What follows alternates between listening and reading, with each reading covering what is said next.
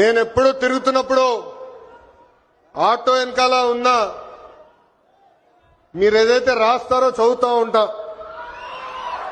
ఒక కొటేషన్ నాకు బాగా నచ్చింది.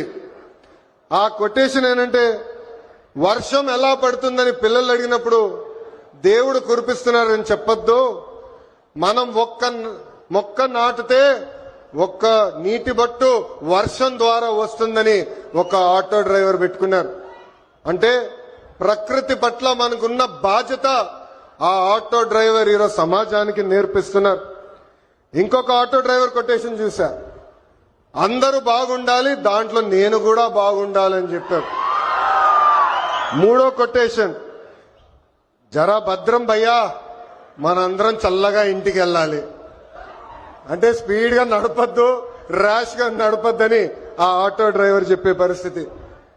ఈ కొటేషన్లన్నీ మీకు ఎందుకు చెప్తున్నానంటే, మా ఆటో డ్రైవర్ల మనసు పెద్ద మనసు. ఎవరన్నా బ్యాగ్ మర్చిపోతే తిరిగి వాళ్ళకి అందిస్తారు, ఎవరన్నా పొరపాటున సెల్ ఫోన్ మర్చిపోతే వాళ్ళ ఇంటికి చేర్చుతారు. అంతేకాదు, విలువైన వస్త్రాలు దొరికితే ఏకంగా మా పోలీస్ సోదరులు దగ్గరికెళ్లి డబ్బులో లేని వస్త్రాలు దొరికినాయి, ఇది మీరు జాగ్రత్త వాళ్ళకి చేర్చాలని చెప్పే పెద్ద మనసున్న వ్యక్తులు మా ఆటో డ్రైవర్లు.